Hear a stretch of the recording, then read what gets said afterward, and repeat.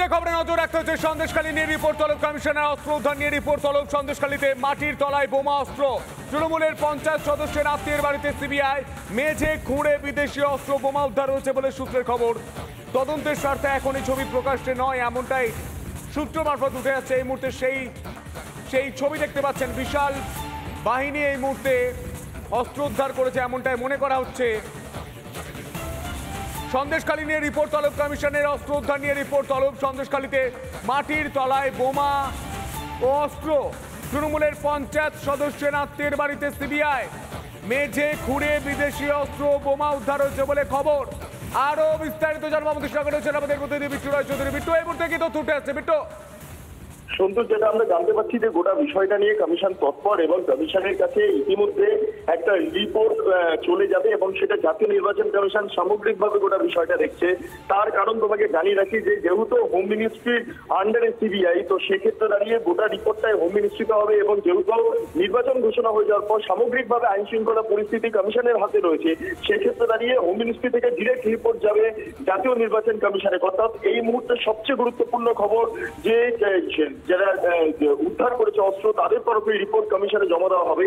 এবং এক্ষেত্রে দাঁড়িয়ে তোমাকে বারবার জানিয়ে রাখছি যে এই ধরনের অস্ত্র উদ্ধার এটাকে কোনোভাবে ছোটভাবে দেখছে না কমিশন।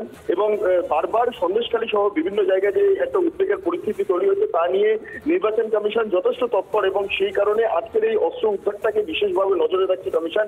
এবং এই মর্মে রিপোর্ট কিন্তু জাতীয় নির্বাচন কমিশন এবং যেহেতু এ রাজ্যে হয়েছে সেই কারণের জন্য এ রাজ্যের মুখ্য নির্বাচনী আধিকারিক দপ্তরে একটা রিপোর্টের কপি আসবে, যে আমরা নির্বাচন কমিশন সূত্রে জানতে পারছি। বেশ বিট্টু, এই খবর দিকে অবশ্যই আমাদের নজর থাকবে। আপাতত তোমায় ধন্যবাদ। আর এই বিষয় নিয়ে গতকালই মুখ্যমন্ত্রী মমতা বন্দ্যোপাধ্যায় এই সন্দেশখালী নিয়ে কি বলেছেন শুনবো।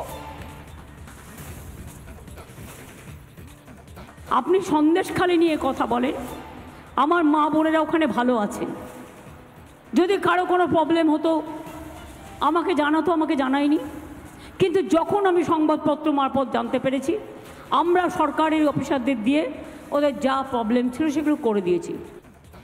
মুখ্যমন্ত্রী মমতা বন্দ্যোপাধ্যায়ের বক্তব্য আপনাদের সামনে তুলে ধরলাম। আর এই মুহূর্তে আরও একটা বিশেষ প্রতিবেদন আপনাদের সামনে তুলে ধরি। অর্ণব মৈত্র আমাদের প্রতিনিধি তুলে ধরেছেন, দেখুন সেই ছবি। আমরা এই মুহূর্তে সন্দেশখালী আগারহাটি গ্রাম পঞ্চায়েতের মল্লিকপাড়া এলাকায় আছি। এটা কার বাড়ি? স্থানীয় তৃণমূলের 50 সদস্যের একটা পুরো ঘনিষ্ঠ, তার বোনের বাড়ি আবু তালেব মোল্লা। সেই আবু তালেব মোল্লার বাড়িতে এই নির্বাচনের আগে এখানে প্রচুর পরিমাণে আগ্নেয় অস্ত্র এবং বোমা মজুত করে রাখা হয়েছে, এমনটাই কিন্তু সিবিআই সূত্রে দাবি করা হচ্ছে। কিন্তু সেই তার বাড়ির কংক্রিটের মেঝে ভেঙে মেঝে থেকে আগ্নেয় অস্ত্র এবং বোমা উদ্ধার করেছে, যা নিয়ে কিন্তু রীতিমতো চাঞ্চল্য ছড়িয়েছে এলাকায়। সেই ছবি একটু দেখানোর চেষ্টা করব। সেই বাড়ি, এই বাড়ি থেকে কিন্তু এই বাড়ির মেঝে কিন্তু ইতিমধ্যে ভাঙা হয়েছে এবং সেই মেঝে রিকভারি করার জন্য কিন্তু প্রচুর পরিমাণে বালি, সিমেন্ট, পাথর নিয়ে আসা হয়েছে।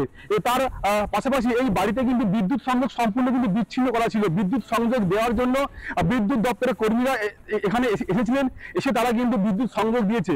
একদম জল করে পুরো চারিদিকে ফিশারির মাঝখানে একটি বাড়ি, শুনশান বাড়িতে, সেই বাড়িতে কিন্তু একেবারে বিদ্যুৎ সংযোগ ছিল না। অন্ধকারের মধ্যে সেই বাড়ির ভেতরে মেঝে খুঁড়ে কিন্তু সেই আগ্নেয়াস্ত্র এবং বোমা মজুত করে রাখা ছিল। সেই বোমা কিন্তু সিবিআই পক্ষ থেকে উদ্ধার হয়েছে, এমনটাই কিন্তু সূত্র মারফত এমনটাই জানা যাচ্ছে।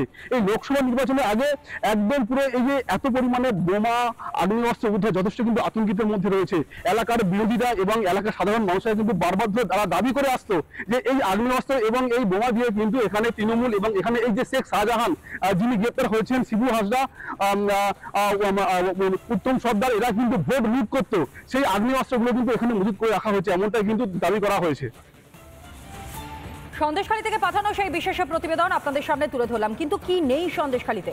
অপরাধমূলক হাজারো কাজ হয়েছে এই সন্দেশখালীতে, যেই সন্দেশখালী থেকে ফের একবার বোমা উদ্ধারের ঘটনা, আগ্নেয়াস্ত্র উদ্ধারের ঘটনা।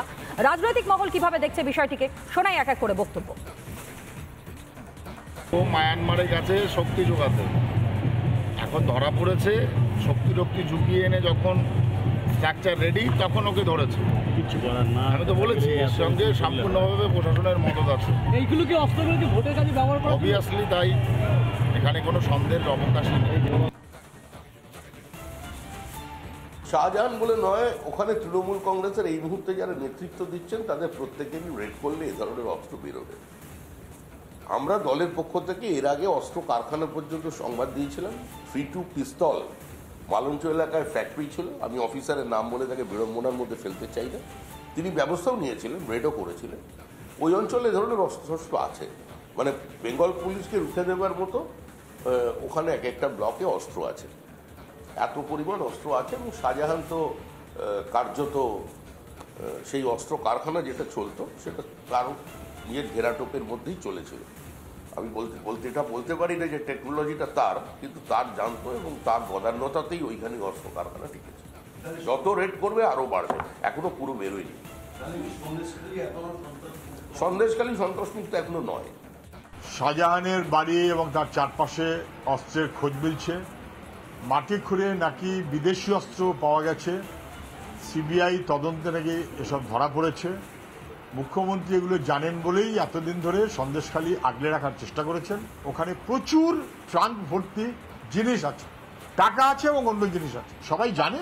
ধামাচাপা দেবার চেষ্টা করেছে। আজকে আবার ভোটের মুখে কিছু কাজ দেখাতে হবে, তাই হয়তো গিয়ে হাজির হয়েছে। পশ্চিমবাংলাটা অস্ত্রের কারাগার, মুখ্যমন্ত্রী এটা জানেন, পুলিশ মন্ত্রী তিনি। এলাকা জুড়ে বিভিন্ন সময় সন্ত্রাস হয়েছে, বোমাবাজি হয়েছে, বিডিও পর্যন্ত আক্রান্ত হয়েছিলেন, সাধারণ মানুষ আক্রান্ত হয়েছিলেন। এবং যারা আক্রমণকারী তারা তো নিশ্চয়ই কিছু না কিছু নিয়ে আক্রমণ করছিলেন, হয় বোমা, গুলি, পিস্তল, বারুদ।